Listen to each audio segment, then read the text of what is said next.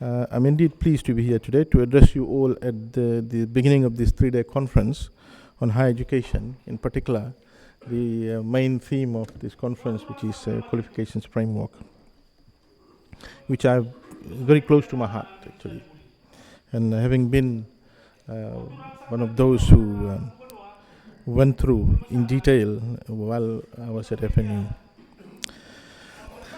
And I also want to commend the Fulton University College for being a first of its kind. This conference promises to be the beginning of an era of close association and engagement of all parties that are concerned with the advancement of higher education in our region within the framework and leadership of our Executive Director of the HEC. As the Minister responsible, this occasion affords me an opportunity to reflect on some of the implications of recent changes in policy settings surrounding higher education in Fiji and the region. It also allows me to point to some of my hopes and concerns about the status and quality of higher education and training and how these relate to meeting the training needs of individuals and those of industries and the employment market or labor market.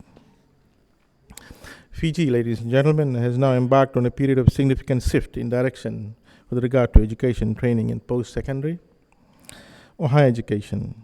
The period can be seen as one of innovation, coordination, and responsiveness. In doing so, our country acknowledges global, regional, and national imperatives that are geared towards economic development and well-being for all citizens. As we are all aware, success in the delivery and acquisition of relevant skills and knowledge by our people will contribute to a significant way towards sustainable growth and the development of a knowledge-based society, which is the overall vision of the Bainimarama government. Ladies and gentlemen, these goals have become our national aspirations. Ladies and gentlemen, I will begin with global perspective and state that in the last decade or so, as the literature is sound, there has been increasing attention at the international level and improvement of various aspects of higher education. The World Conference on Higher Education in October 1998 adopted a number of priority areas at the national, institutional, and international level as part of a framework of change and development in higher education. Ladies and gentlemen, these priority actions are founded on several bases. One, which is social responsibility of higher education. In line with this basis, the 2009 World Conference on Higher Education in Paris made a number of declarations, one of which was that, and I quote, "The past decade provides evidence that higher education research contribute to the eradication of poverty, to sustainable development, and to progress towards reaching internationally agreed upon development goals, which includes the post-2015 education agenda."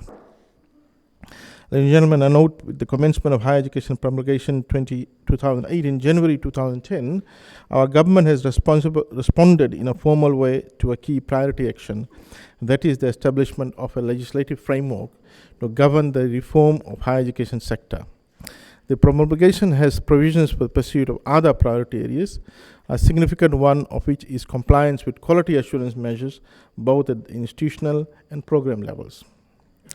Meanwhile, there are indications that our universities and other higher education institutions are aware of these priorities and are responding to them accordingly at their level as individual institutions. But progress is slow.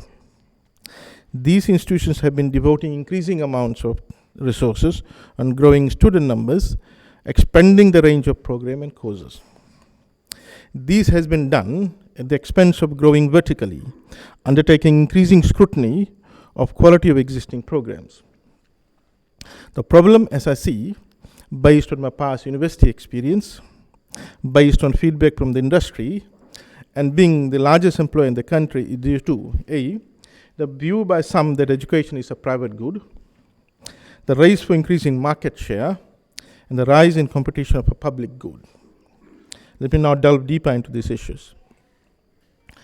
A public good is one which a number of people could use simultaneously without diminishing their value. And once these goods are provided, it is infeasible to exclude people from their use. Governments provide public goods because markets will fail to deliver or exist and it might not be profitable to provide them, such as programs in anthropology, sociology. Should private sector still decide to provide them, then lack of economies of scale will result in a number of barriers such as high tuition fees. Private sector, while examining the various demand side factors, will not address the pitfalls, but government will, as government has public interest as its underlying focus. Unlike a normal private good, where product differentiation and lifestyle changes can result in expansion of market size, the market for education is static and defined in the short to medium run.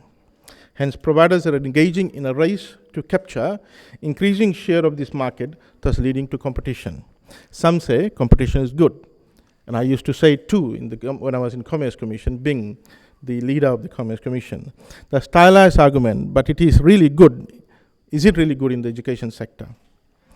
I'm arguing that it will be disastrous if we don't have an external product quality regulatory framework. There will be race to bottom.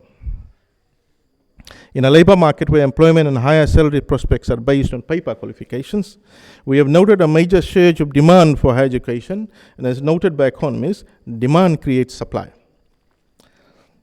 There is a proliferation of qualifications in the market whose quality does not meet requirements of qualifications framework. I can provide a list of these which have the following problems. The courses are not pitched at the right level. Some PG courses are pitched at the undergraduate level. Undergraduate higher level units are pitched at lower level. B, appropriately qualified staff are not teaching these programs. C, lab and workshops are not fully equipped.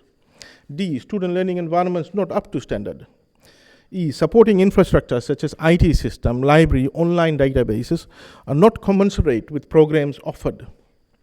F, there is also a debate and struggle on theoretical grounding versus practical skills. The normal thing, debate between pedagogy and industry requirements. G, some universities, or for some programs, are admitting underqualified students into the higher education stream. All these can be dealt with if we have a solid outcome-based teaching and learning strategy. We have yet to get there fully. If the entry is weak, for some reason, at least the exit strategy should be solid. But that's, again, is absent. All these have contributed to poor quality graduates who are now putting pressure on employers to pay rise without simultaneously demonstrating changes to the firm's bottom line. Without investing in these areas and raising the bar with respect to exit requirements, universities have continued to expand horizontally. More new programs, new campuses, centers, and acquisitions of new properties. This will not only take away money which can be reinvested on quality improvement of existing programs, this will also create burden on government for recurrent funding in years ahead. Ladies and gentlemen, we have a lot to do in terms of quality improvements in the Fiji's education sector, right from primary to tertiary education. I do note that the Higher Education Commission has taken a lead role in getting the universities and tertiary institutions to re-examine the programs on offer and get them to meet the Fiji Qualifications Framework requirements. I also note that the Fiji Qualification Framework are in the early stages of its development, and I think a lot needs to be done, and this conference is a good one that will address the cost to doing that. While some have attempted to do this, some have tried to fit in the qualifications framework into the existing programs that they have, rather than ensuring that the existing programs fit in and meets the requirements of the qualifications framework. Old wine in the new bottle. Ladies and gentlemen, we all will have to accept the fact that we have resource limitations. Some of our programs are not meeting the required quality and standards of benchmarked institutions. Our benchmark should be global, top-rated tertiary institutions. That we may not be able to offer all programs and all levels with the required quality standards in the short to medium term, and that whatever we offer, it must be of the highest quality. Ladies and gentlemen, we must re-examine what we can offer and drop those which we cannot offer based on the required quality standards. We must also examine how we could jointly offer certain high-cost programs in the national interest. For universities to look at national interest, they must shed behind their turf mentality. All institutions who are funded by government must convene to explore ways of sharing resources and joint offering of programs or selected units of the programs, or allocating amongst themselves programs that will be offered by them, thus minimizing duplication of provision in the market. My call to the universities is for them to make the move fast and fast. Ladies and gentlemen, as I said, my call to the universities is for them to make the move fast before we take the lead and get them to make the move. Ladies and gentlemen, my office has been quite busy addressing primary and secondary education pitfalls. Slowly, we will be devoting more and more time on higher education sector in collaboration with Higher Education Commission. We are busy now with the primary and secondary. I do hope universities will live up to their self-accrediting status that has been granted to them. Ladies and gentlemen, the education sector in Fiji should not be oblivious to developments of institutions and networks at the regional level, which can be leveraged to assist in the above endeavor. The Asia Pacific Quality Network, for instance, services the needs of quality assurance agencies in higher education in the Asia Pacific region. The Asia Pacific Association for International Education promotes dialogue and cooperation between institutions in the Asia Pacific region to promote the quality of international programs. Given the increasing mobility of students in the Asia Pacific region, networks such as these are important to encourage sustainable partnerships and networks that will promote the interests of students in the national systems that they represent. Ladies and gentlemen, a not so common form of regional networking or cooperation is to be found in the University of the South Pacific. The university's 12 member countries have pooled their resources in the last 47 years to enable them to access higher education within their own region at an affordable cost. The USP has served its 12 member states well and undoubtedly will strive to continue to do so in the face of increasing challenges. As a regional university, it has paid special attention to the development needs of these member countries, being guided by a vision of its leaders which was adopted in 2004 and translated to a Pacific plan that calls for greater regional cooperation and integration. Fiji will continue to provide support to USP's operational budget, with Fiji students making up 80% of the university's student population. But USP also has to work closely with national institutions in areas alluded to earlier on. A recent regional initiative noting is that of a quality assurance mechanism for the Pacific region in the form of the Pacific Qualifications Registrar. This was developed at the South Pacific Board for Educational Assessment, and it is seen as a catalyst in the development of higher education in the Pacific region. The registrar facilitates the mutual recognition of qualifications and fosters staff and student mobility in higher education in the region, when now labor markets are not necessarily local or regional but international. Ladies and gentlemen, given these issues that I have alluded to earlier on, there is also a need to recognize issues and challenges that can hinder progress and work on ways of addressing them. I will only highlight a few which I have considered to be critically important at this stage of development. Firstly, there is a need for higher education sector to be more responsive to diverse and changing needs of the students, industries, businesses, and the employment market in general.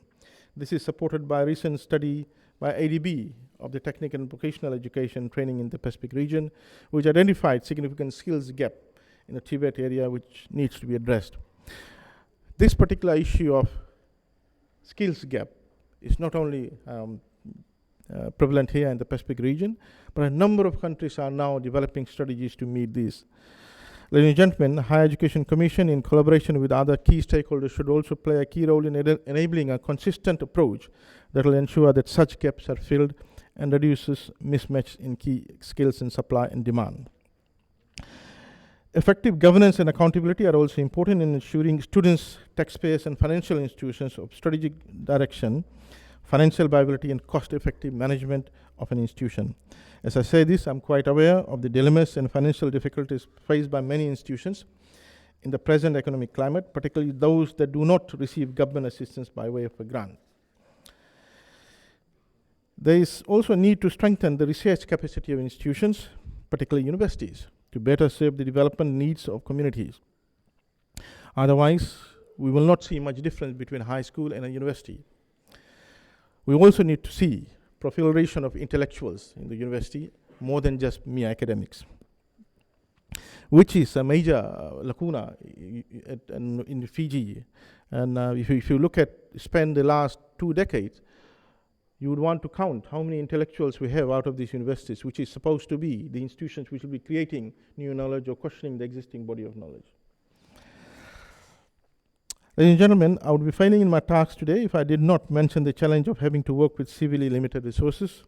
This will require innovative thinking and the effective and efficient use of resources. Funds must be deployed prudently, and allocations need to be reviewed regularly to accommodate the changing environment in which we operate. Only in this way can we grow beyond the limits of the constrained funding that we receive from whatever sources. In all these, so we must not lose sight of the need to maintain quality and the relevance in the services that we provide. To conclude, ladies and gentlemen, the parallel initiatives running concurrently now in higher education in our country will need to be closely monitored and coordinated. There is a need to be sensitive to what can be potentially negative impacts on achievement of our country, ultimate aim for higher education. I am reminded here of what has been stated as a mission for higher education, and I quote, to ensure that higher education institutions pursue an indispensable level of quality, excellence and relevance in higher education that is globally competitive and internationally recognized, unquote. To engage effectively in this mission, we will mean a much greater level of awareness of what is expected in higher education and the pursuit of best practice by institutions and all that are concerned. Invariably, the support of all other stakeholders, including industries, businesses, and professional groups, will be vital in moving in this new direction in higher education. I have no doubt that with a united front, we can make a difference by taking significant steps toward the vision of Fiji being a premier higher education destination. Ladies and gentlemen, with this, it's my pleasure to declare this conference open, and I wish you all a very productive deliberations these 3 days. And I do look forward for some solid developments on the qualifications framework. Thank you, Nakan Dhanwad.